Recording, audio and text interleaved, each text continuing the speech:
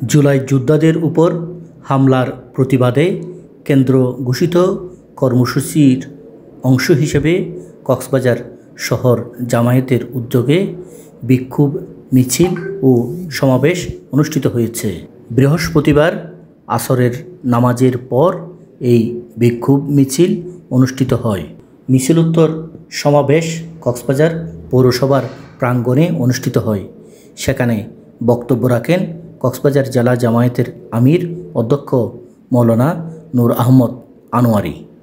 সারা বাংলাদেশের মানুষ অবাক হতবাক হয়ে দেখেছে, জুলাই আন্দোলনের 1 বছর পূর্ণ হওয়ার আগে গোপালগঞ্জে জুলাই যোদ্ধাদের উপর বড় বড় ছেলে হামলা হয়েছে। আপনারা দেখেছেন, এখনো শহীদের রক্তের দাগ শুকায়নি, এখনো মায়ের কান্না থামেনি।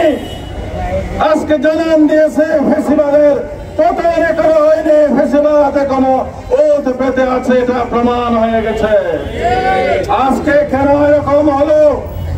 এরকম হওয়ার একমাত্র কারণ হচ্ছে আমরা সারা বাংলাদেশের ফেসিবাদের বিরুদ্ধে সকল রাজনৈতিক দল, সকল জনগণ যখন ঐক্যবদ্ধ হয়েছিলাম, সেদিন ফেসিবাদের পতন হয়েছিল। ফেসিবাদীরা লেজ গুটিয়ে দেশ থেকে পালাতে বাধ্য হয়েছিল। কিন্তু আজকে 1 বছরের মাথায় আজকে যখন সে ঐক্যের মধ্যে ফাটল ধরেছে, সে ঐক্যকে বিনষ্ট করার ষড়যন্ত্র যখন শুরু হয়েছে, তখন আমরা দেখতেছি তার সুযোগ নিতে যাচ্ছে লুকিয়ে থাকা ফেসিবাদীরা, ঠিক কিনা? আজকে আমাদের অনৈক্যের সুযোগ নিয়ে ফেসিবাদ নতুন করে মাথা ছাড়া দেওয়ার চেষ্টা শুরু করেছে।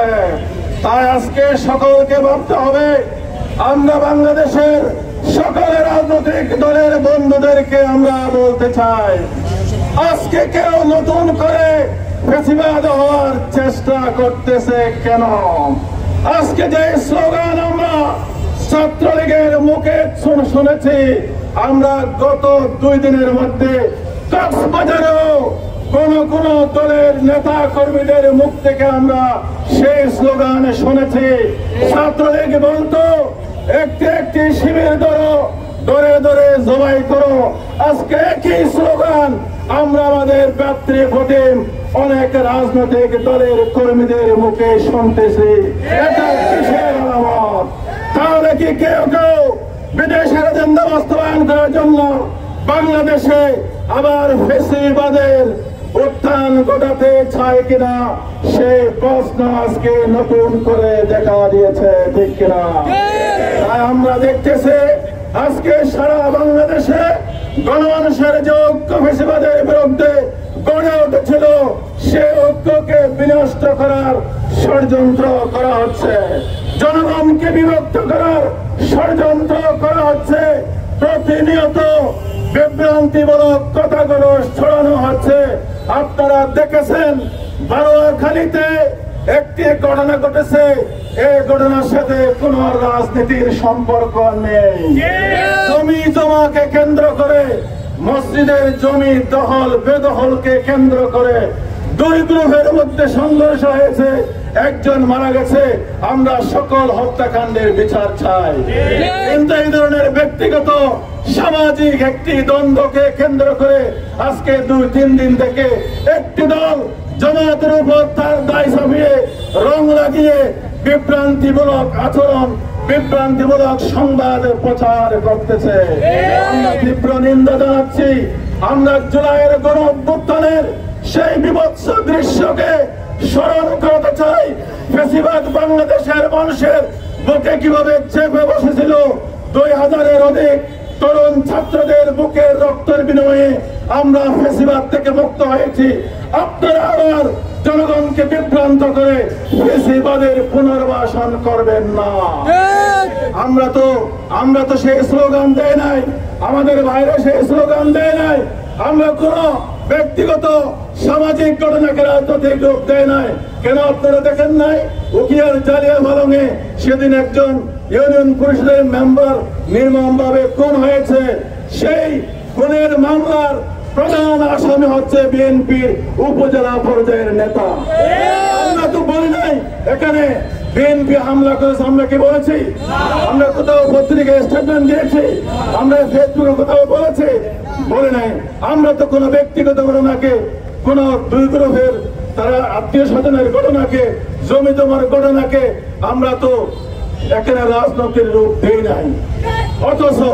অথচ একটি বিচ্ছিন্ন ঘটনাকে রাজনৈতিক রূপ দেওয়ার জন্য উঠে পড়ে লেগেছে একটি দল। আমরা বন্ধুদেরকে আহ্বান জানাই, আসুন জুলাইয়ের যে গণহত্যা আমরা চোখের সামনে দেখেছি, দীর্ঘ 17 বছরের যে ফ্যাসিবাদ থেকে আমরা মুক্ত হয়েছি, সেই ফ্যাসিবাদ যেন আবার মাথা ছাড়া দিয়ে উঠতে না পারে। আসুন আমরা জুলাই চেতনাকে ধারণ করে আবার ঐক্যবদ্ধ হয়। মিছিলোত্তর সমাবেশে বক্তব্য রাখতে গিয়ে কক্সবাজার জেলা জামায়াতের সেক্রেটারি জাহিদুল ইসলাম বলেন, সংগঠন নিষিদ্ধ হওয়ার পরেও গতকাল গোপালগঞ্জে নাগরিক কমিটির শান্তিপূর্ণ পদযাত্রায় হামলা চালিয়ে তাদের সমাবেশকে তছনছ করে দিয়েছে। আমরা দেখেছি তারা পুলিশের উপরে হামলা করেছে, প্রশাসনের উপরে তারা হামলা করেছে। সম্মানিত উপস্থিতি, তাদের পদযাত্রা ছিল পূর্ব ঘোষিত। আমরা প্রশাসনের কাছে জানতে চাই, পূর্ব ঘোষিত পদযাত্রা প্রশাসন যদি আরো সতর্কতার সাথে সে পদক্ষেপ গ্রহণ করতে পারত, এ ধরনের একটি পরিস্থিতি সৃষ্টি না হতো। এজন্য সরকারের কাছে আমরা দাবি জানাতে চাই, যেই জঙ্গি ফ্যাসিস্ট সরকারের, সাবেক সরকারের সন্ত্রাসীরা সেই গতকাল হামলা চালিয়েছে, তাদেরকে চিহ্নিত করে অনতি বিলম্বে গ্রেপ্তার পূর্বক দৃষ্টান্ত শাস্তির ব্যবস্থা করতে হবে। সম্মানিত উপস্থিতি, কক্সবাজার জেলা সম্প্রীতির শহর। কক্সবাজারে রাজনৈতিক ঐতিহ্য রয়েছে, বিশেষ করে ফ্যাসিস্ট বিরোধী সকল শক্তিগুলো আমরা সম্প্রীতি বজায় রেখে কক্সবাজারে সবসময় রাজনীতি করে আসছে। কিন্তু আমরা 2-3 দিন থেকে দেখতে পাচ্ছি বিচ্ছিন্ন একটি ঘটনা বারোয়াখালীর, সেই ব্যক্তিগত সামাজিক ঘটনাকে রাজনৈতিক রূপ দিয়ে রাজনৈতিক ফায়দা হাসিলের জন্য কক্সবাজারের শান্ত পরিবেশকে উত্তপ্ত করার জন্য চেষ্টা করছে।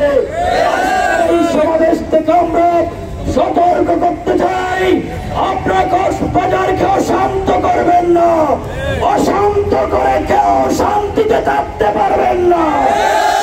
সুতরাং আমরা যারা ফ্যাসিস্ট বিরোধী সকল ঐক্যবদ্ধ শক্তিকে, ফ্যাসিবাদের বিরুদ্ধে আমাদেরকে ঐক্যবদ্ধ থেকে ফ্যাসিস্টদের মূলোৎপাটন করতে হবে। শহর জামায়াতের উদ্যোগে আয়োজিত বিক্ষোভ মিছিলোত্তর সমাবেশে বক্তব্য রাখতে গিয়ে কক্সবাজার শহর জামায়াতের আমির আব্দুল্লাহ আল ফারুক বলেন, উপস্থিতি, আপনারা জানেন গতকাল 16 জুলাই ছিল জুলাই বিপ্লবের প্রথম শাহাদাত শহীদ আবু সাঈদ।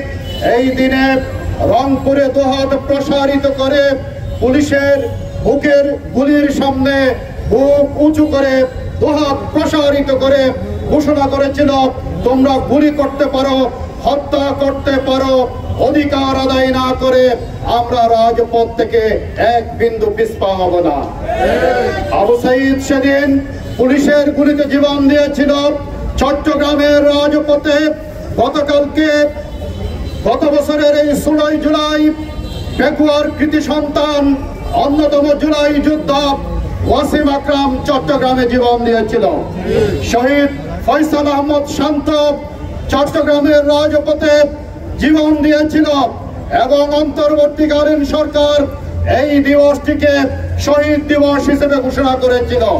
কিন্তু গতকালকে যখন সারা দেশে শাহাদাত দিবস, শহীদ দিবস, জুলাই শহীদ দিবস পালিত হচ্ছিল এবং জাতীয় নাগরিক কমিটির পূর্ব নির্ধারিত সমাবেশ গোপালগঞ্জে তাদের পদযাত্রা কর্মসূচি চলছিল, ঠিক তখনই নিষিদ্ধ ঘোষিত ছাত্র সংগঠন ছাত্রলীগ সহ ফ্যাসিবাদী শক্তিগুলো জুলাই বিপ্লবের নায়কদের উপর হত্যার উদ্দেশ্যে বর্বরোচিত হামলা করেছে।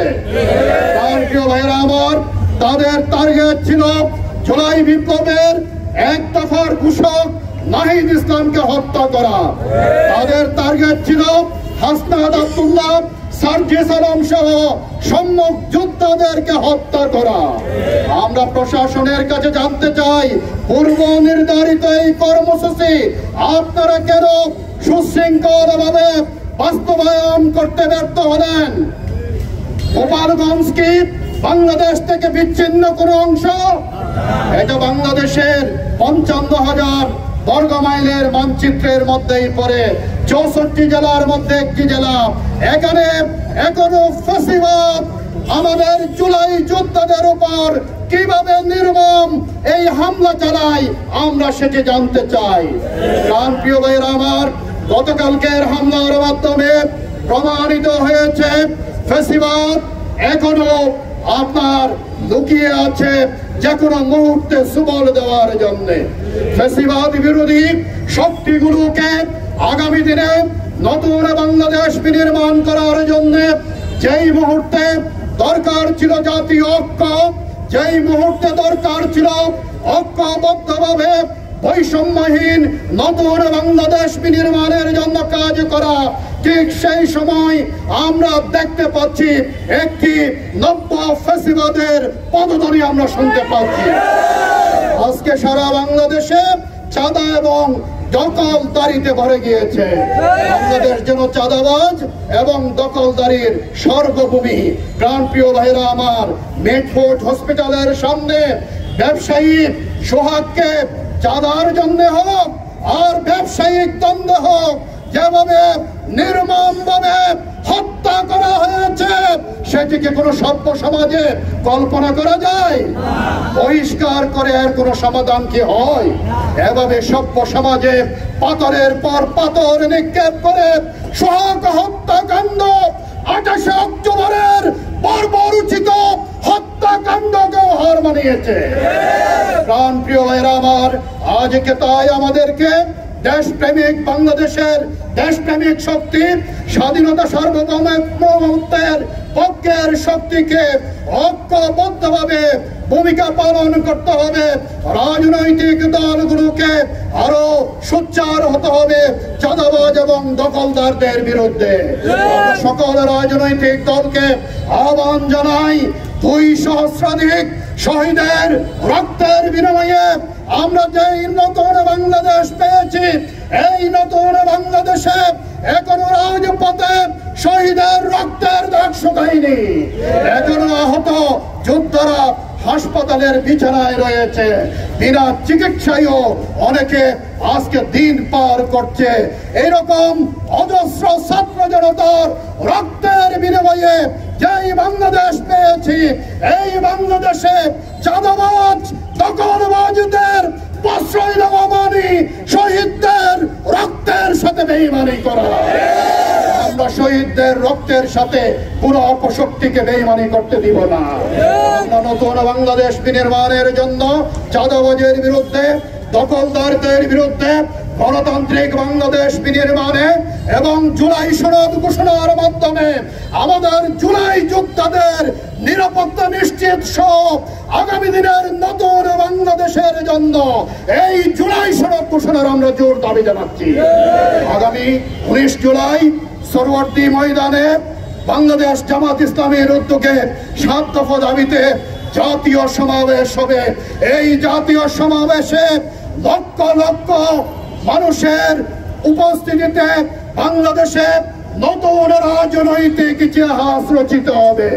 সেখান থেকে আমির জামাত ডাক্তার শফিকুর রহমান নতুন বাংলাদেশ বিনির্মাণের ঘোষণা দিবেন ইনশাআল্লাহ।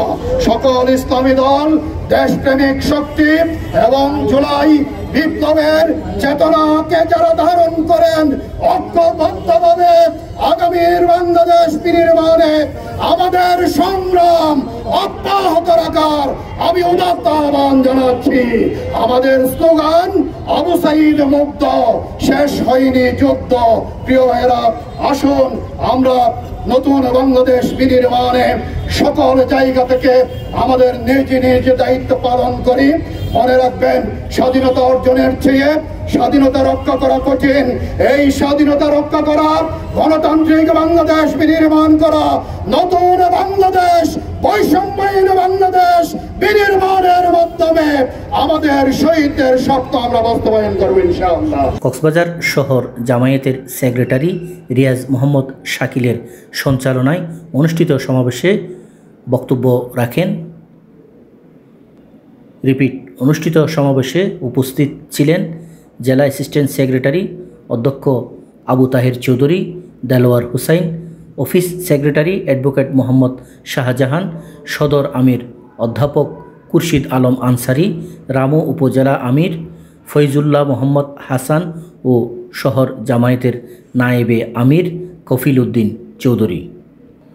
BD world news desk.